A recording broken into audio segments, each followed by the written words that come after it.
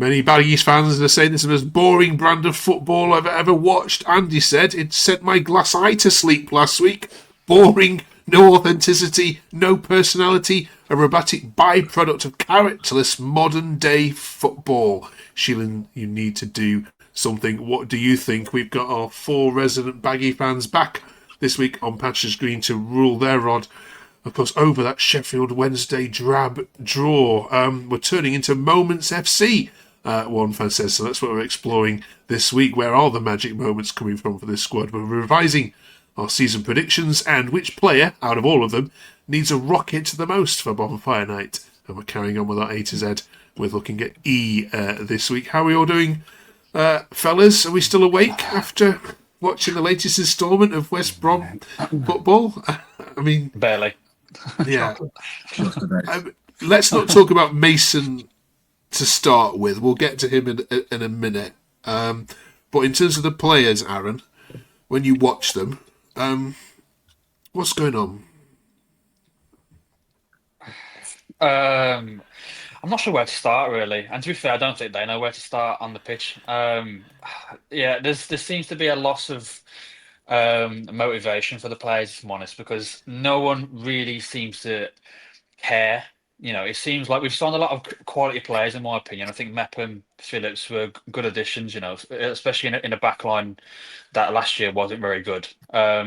This year, we've seemed to improve in terms of personnel, but it's not really translating onto the pitch, which makes you question, well, a lot of things, really. I mean, obviously, we won't talk much about the manager yet, but I think it stems from the tactics he puts out. But yeah, I don't think they know what they're doing. I think there's a lack of detail in what they're being told, and I think that's the root cause of why we're so boring to watch at the moment. Yeah, I mean, I don't know if you agree with this tweet, Dean, but Max says, "Give the ball to Johnson, repeat. Give the ball to Johnson. Give the ball to Johnson, repeat." etc. You get the idea. Yeah, is that what you're seeing? That was it. That was the only tactic on Saturday. I think nothing else happened. So there's no leadership out there, Mark. There's just nobody. You look at Barry Bannon for Sheffield Wednesday. He's 35, 36. He was everywhere for them. Gene them up. Come on. We got nobody who does that at all. And it's just desperate at the moment. Really, it's bad. Yeah. Boring is, I think, if we did a word wall, Ben, was the one word I think that came up the most here. Nicholas says, everybody in the ground was bored. It's boring football. Today, no atmosphere. We are rubbish and dropping down the league like a brick. Bring back Slav. Thoughts? Yeah, I mean, echoing what the other 2 lads have already said, it's just really boring. No one wants the ball. No one wants to try anything risky. Everyone's just really conservative and laboured. As Aaron said, we've got some good players. We've got a good squad, I think, but I think it is being poorly managed, and whatever they're being told to do just isn't coming off. And Johnson's the only one who kind of wants the ball a lot of the time, but his end product isn't the best. So if that's what we're kind of aiming to do, then we're not going to get very far, I don't think. Some of the players we've got, you think they always want the ball, like Moa, Hillian Jr., Madger, but none of them seem like they want to try anything. Johnson is the only one who wants to do anything unpredictable. The rest are just going through the motions a lot of the time. Right then, let's get into the manager then, Dan. We missed you last week, so I'm not going to let any of you sit on the fence this week. A very simple question, which you know what it is. Dan, do you get rid of him? I mean, it's hard because it's his first proper managerial job, and I think he's still trying to figure out his own game plan, but it's just not correlated on the pitch. Nothing's working, nothing's gelling. To be honest, I think I'd give him till after Christmas, and then if the results don't improve, if we don't start climbing the table, if we don't start scoring goals, then I think it is time for the chop. But the thing is, we don't want to end up being like a Watford, having going for all these managers over the seasons. We don't want to become like a sacking team. I mean, if he doesn't get give him till Christmas and then see what the plan is. But at the minute, he's starting to lose the crowd, which isn't going to work in your favour. I mean, a couple of players lost their heads at the end of the game on Saturday. Carl and Grab being like the main culprit, shouting back at the fans. I mean, I think once the fans start booing, then it's, questions will be asked. Yeah, I mean, he's losing social media. Obviously, I know all the people moan on social media, but more and more, Aaron.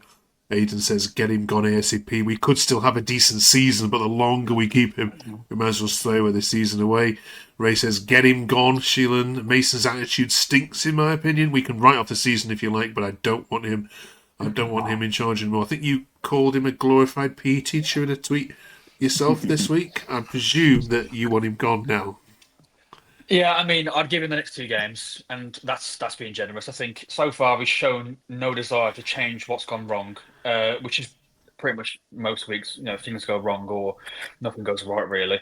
So I think he's got the next 2 games. He's got the next week coming to change it around, and it could be 2 winnable fixtures. I mean, Sheffield Wednesday should have been a winnable fixture, so I can't even say that anymore. But I mean, everyone says, "Oh, it's dinosaur football. It's boring. It's safe." But honest to God, I reckon a T-Rex could stroll down the Hawthorn, stick a cap on it in the dugout, and he'd do a better job. You know what I mean? I think it's a diabolical fact that it's still not changing anything. I mean, no one knows the game plan. No one knows what the players should be doing. There seems to be no result of what's been worked on the training pitch, if anything gets worked on at all, because obviously nothing's been shown, so you don't even know. There's just a lack of everything, a lack of meaning, a lack of trying to win a game. You know what I mean? Like, it's just the basics which aren't being done right, I think. Yeah, Dean, where are your friends at now? The people you sit with? Oh, most of them are out. The one him out, the one him gone. I'm going to sit on the fence a little bit, but I agree with Aaron. Next 2 games, I think it's going to. Well, there'll be no going back if we put in that performance at Charlton on Tuesday, and certainly at Oxford, at home to Oxford next week. The crowd will just turn completely, and that's it. Then it's over. Yeah. It's gone. So I don't think we'll have a lot of say in it. You know, once if the results don't go in the next 2 games, that's it. He's gone anyway. Yeah. I would say. I mean, the Sheelan's hashtag, as Sheelan says, has been used quite a lot this weekend. Ben, is the frustration, Ben, that you would look at the league and you look at that and what's above and you think, you know what, this league isn't strong. This is it. If there's any year to try and escape the Championship, this year is it. Is that growing on fans' minds, do you think, as well, that this is a chance? Yeah, it's definitely part of it, I think. You know, I think Southampton, Leicester, Ipswich are all kind of not started the best. I'd get him gone now, to be honest. You know, I don't see the point of giving him this week, really. I've got no hope of us getting anything at Charlton. You know, I think Saturday was inexcusable, really. We can't be putting in performances like that. I wouldn't mind as much if you could kind of see what we were trying to do, if we had some kind of style, some kind of identity, but you can't see what he's doing. At least with Pulis, you knew it was 2 back to 4, scrape a 1-0. With this, I don't know what we're trying to do. I don't see where our next goal is coming from, let alone our next win. You know, even if you get a draw at Charlton, you think, great, a point at Charlton, but we should be going there to win, and we should be putting a couple of goals past teams rather than these scrappy 1-0 wins. It's not entertaining. It's not good. I would get him gone, to be honest.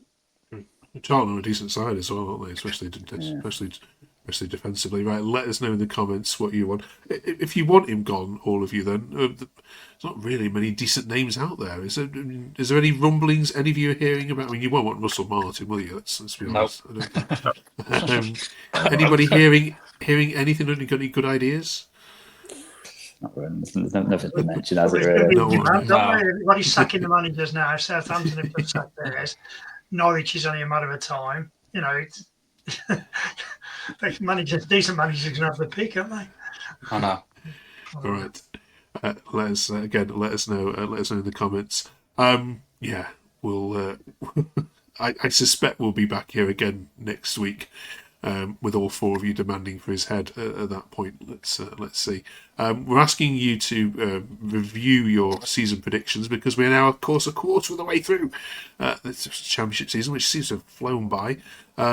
I can't exactly remember what all of you predicted at the start of the season, but I think it was probably going to be a bit higher than what you're probably going to say now.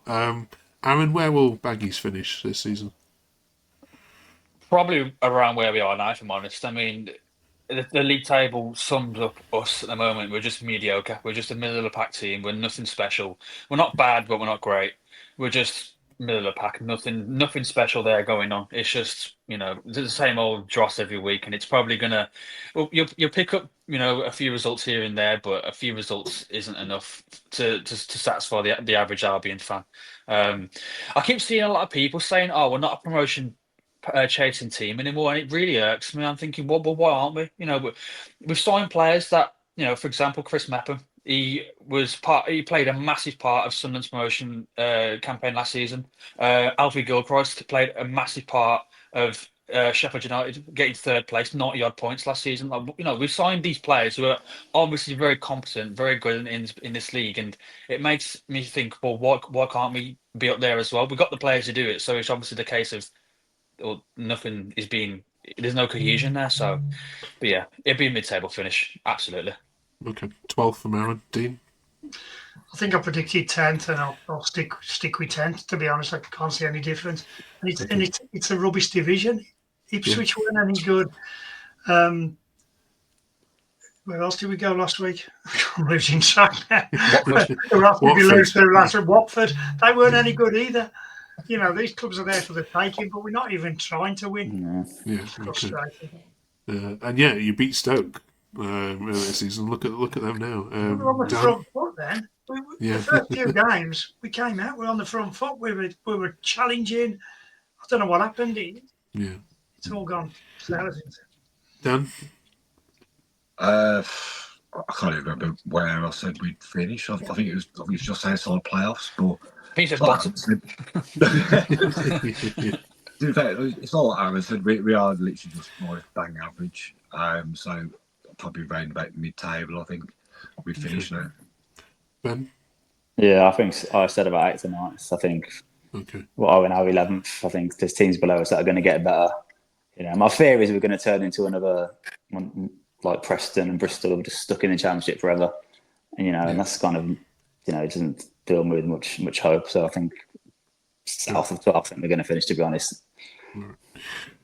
Before we move on, I want to talk to you about Coventry, if that's okay, and the ticket prices that's come out this week. 45 quid, Dean, you've been charged to go to that as an adult, which is bad enough, but then children's prices of 35 quid. So to take your grandson, granddaughter to that is going to cost you 80 quid even before you've travelled and anything. I mean, there are words to describe this. I'm not repeatable from my personal view as a father myself who likes to take kids to football, but this is scandalous, isn't it?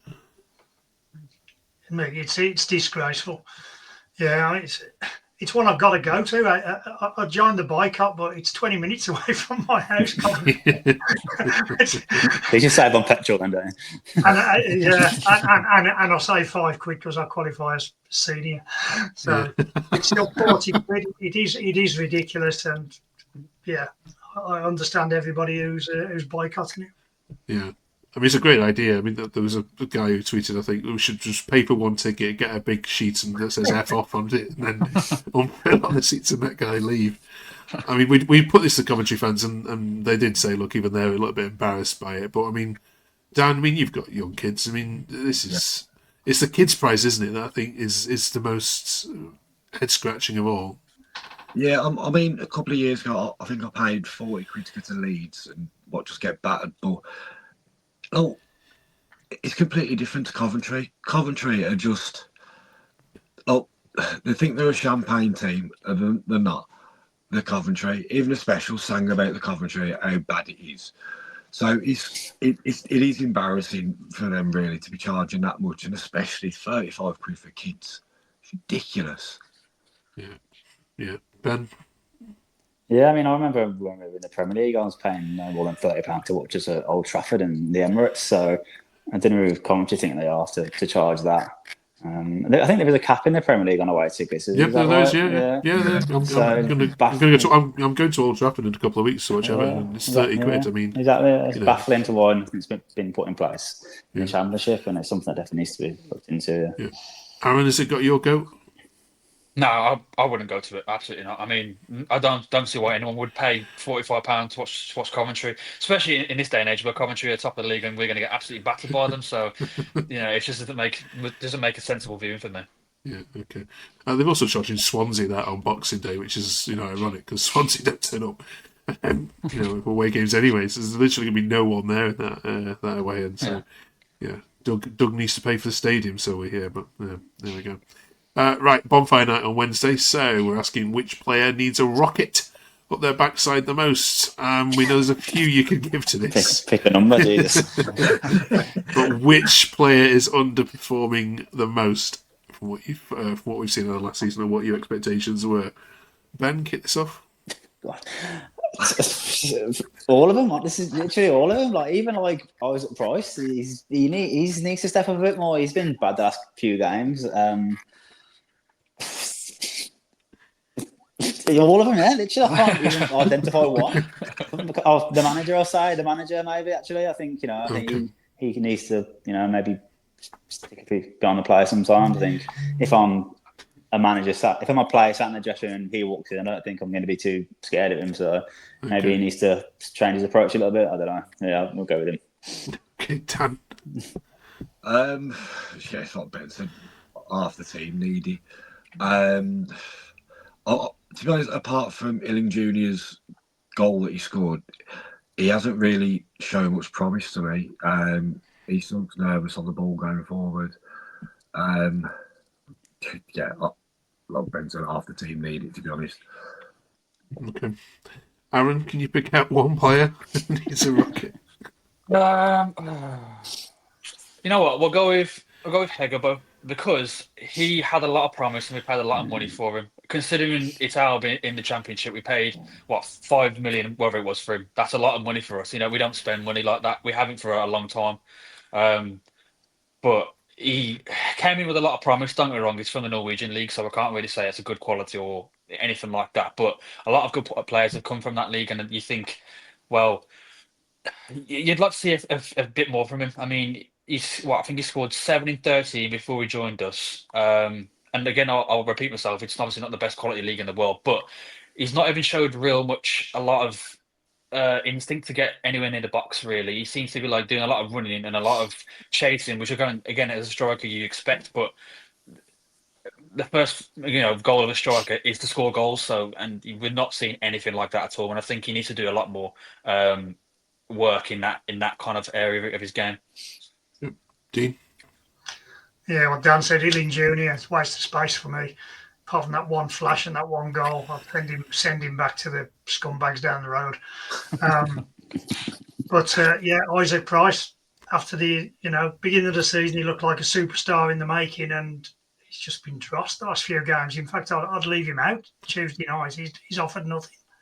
Okay. So Isaac Price. Right, let us know in the comments who they've missed. Right, and finally, A to Z returns. Then this week we're up to letter E, so a little bit more complicated for the guys this week. They've had it quite easy, I think, so far. Let's see what they've come up with. Open forum this week rather than one each. Who's got a good one for E? Johnny Evans. Yeah, probably. Yeah. Best centre back I've ever seen play for the Albion, and that's we've one seen a lot of season. quality. Well, one season. I agree with you. I've got Johnny Evans written down as well. It was when he decided he wanted to go to Leicester, then he sort of down tools a bit, didn't he? Oh yeah, absolutely. But now he's class quality centre half. Yeah. Okay. Robert Earnshaw. Special mention to the Everest family as well. They're well associated with the Albion all over the years. Secretaries, managers, big part of Albion's history. Good shout. Yeah. Any others? Earnshaw. Robert Earnshaw. Yeah. Oh, Earnshaw, yeah. Oh, of course, yeah. Yeah, I like Earnshaw, to be fair, yeah. Yeah, that's a good show, actually, isn't it? Yeah. Hat-trick at Charlton, wasn't it? Hat-trick he scored at Charlton to keep us off, yeah. Can he play Tuesday night? In every league. Yeah. They're the only players to score a hat trick in every division and at international level as well. Yeah. Okay. Right. Are we happy with Henshaw going in then? No, Yeah. Evans, No? Johnny Evans. Oh, you want Evans? Yeah, you want Johnny Evans? Yeah. Oh, I'll okay. go with Evans, All yeah. right, we'll put Evans in there. Okay, right. F next week then. Yeah, we'll see how you get on with that one. Right, good luck against Charlton. Good luck against Oxford. Oh, I'm not looking forward to next week. I just There know what's might going be to a few happen. more Fs next week. So yeah. There'll be a lot of Fs. Yeah, join us for a lot more Fs next week. Thanks for watching. Do drop a subscribe and a like before you go as well. Thank you very much for all your company. See you then.